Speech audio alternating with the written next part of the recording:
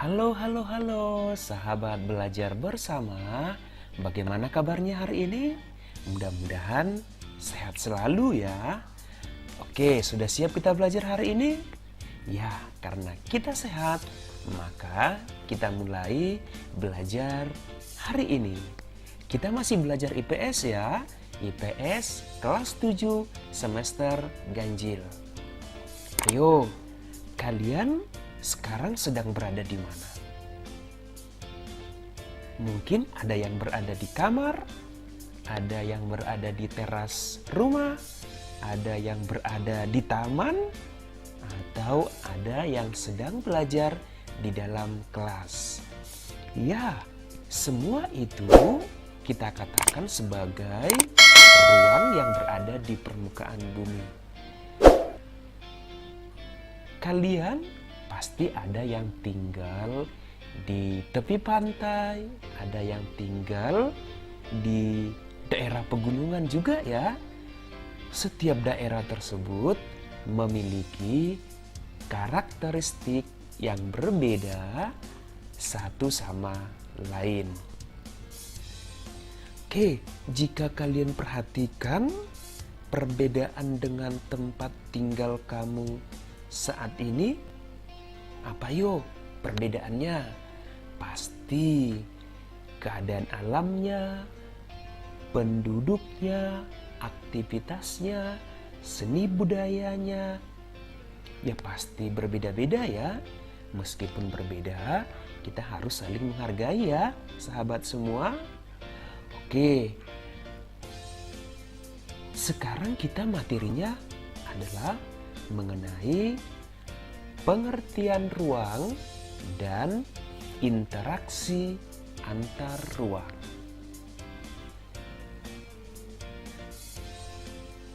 Pengertian ruang dan interaksi antar ruang tersebut, sebelum kita simpulkan, yuk kita lihat gambar-gambar berikut. Yang pertama ada gambar rumah. Rumahnya berada di pinggir sungai ya. Rumah dan daerah yang berada di sekitar sungai itu kita katakan juga sebagai ruang. Kemudian gambar yang kedua kita lihat adalah sebuah gambar di alam terbuka. Yang ketiga adalah apa yo? Ya benar, itu adalah gambar swalayan. Tentunya sahabat semua sering pergi belanja ke swalayan ya. Kemudian yang keempat bisa kita lihat ada toko buku. Ayo, siapa yang sering ke toko buku? Kemudian ada toko mainan dan ada butik. Keempat gambar ini dikategorikan sebagai ruang. Ayo, dari gambar-gambar ini siapa yang sudah tahu pengertian ruang? Ayo tunjuk tangan, ayo sebutkan. Ya, benar. Maka kita simpulkan bahwa yang dimaksud dengan ruang tersebut adalah tempat di permukaan bumi, baik secara keseluruhan maupun sebagian, yang digunakan oleh makhluk hidup sebagai tempat tinggal.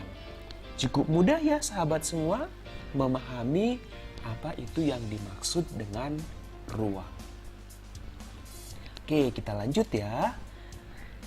Kita lanjut, kondisi yang seperti apa atau kondisi saling bergantung untuk terjadinya interaksi antar ruang bisa kita bahas ya, atau disebut juga sebagai intervening opportunity. Oke, yang pertama kita lihat di sini ada dua wilayah. Ada wilayah A sebagai penghasil sayur, kemudian ada wilayah B sebagai penghasil beras. Ayo, siapa yang wilayahnya penghasil sayuran? Siapa yang wilayahnya penghasil beras? Iya, Sahabat semua pasti ada ya daerahnya yang penghasil sayuran dan penghasil beras. Kalau tidak ada, ayo wilayah kamu termasuk penghasil apa yo? Oke, setiap wilayah pasti memiliki penghasilan masing-masing. Kita lihat wilayah A penghasil sayuran dan wilayah B penghasil beras. Wilayah A tentunya membutuhkan beras. Wilayah B juga memerlukan sayuran.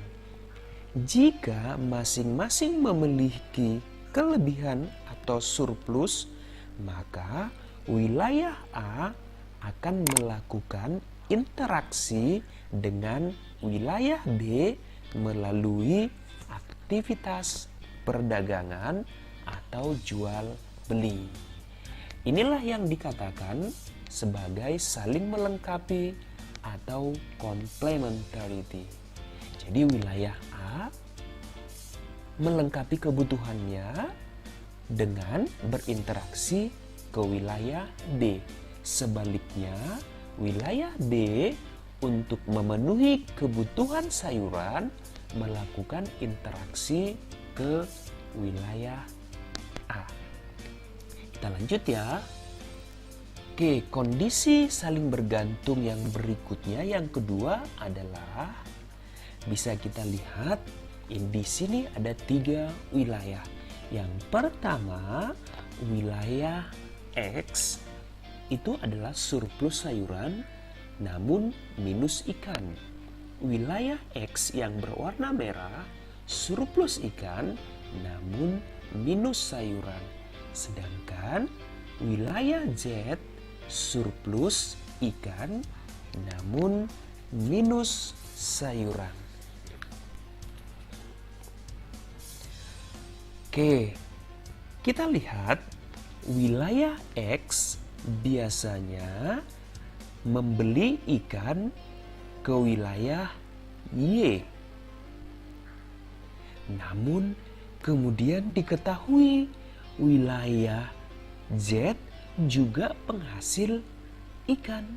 Sehingga wilayah X karena jaraknya lebih dekat ke wilayah Z, maka wilayah X beralih melakukan interaksi ke wilayah Z karena lebih dekat dan pastinya ongkos transportasinya lebih murah. Para pembeli ikan dari wilayah X akan beralih membeli ikan ke wilayah Z. Akibatnya, interaksi antara wilayah X dengan wilayah B melemah. Kondisi ini yang disebut dengan kesempatan antara atau intervening opportunity. Mudah ya? Paham ya semua sahabat mengenai kesempatan antara tersebut. Kita lanjut. Kondisi saling bergantung untuk terjadinya interaksi antar ruang. Ayo kita lihat, itu gambar jalan ya. Jalannya cukup bagus ya. Baik, pengangkutan barang atau juga orang memerlukan biaya. Biaya untuk terjadinya interaksi tersebut harus lebih rendah dibandingkan dengan keuntungan yang diperoleh. Jika biaya terlalu tinggi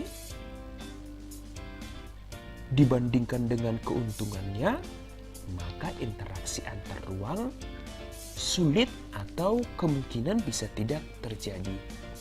Kemudahan transfer dan biaya yang diperlukan juga sangat tergantung pada ketersediaan infrastruktur, yaitu contohnya jalan yang menghubungkan daerah asal dan tujuan.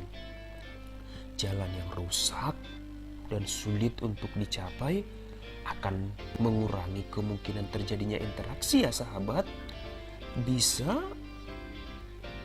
terjadi interaksi namun jarang karena mungkin biayanya akan lebih mahal.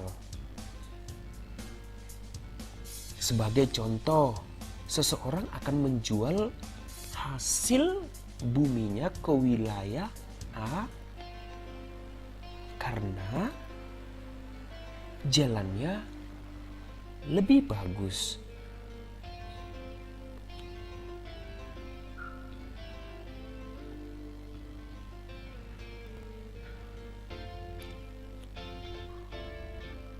Contoh lain, seseorang akan menjual berasnya dari wilayah A ke wilayah B. Namun jalan menuju ke wilayah B mengalami kerusakan. Mobilnya sering rusak sehingga tidak bisa dilalui. Kondisi ini mengakibatkan orang-orang yang berada dari wilayah A tidak menjual lagi ke wilayah B. Jadi kemudahan transfer juga bisa mempengaruhi terjadinya interaksi antar ruang. Kondisi ini yang dikatakan dengan transfer ability atau jalan mempermudah aksesibilitas antar ruang.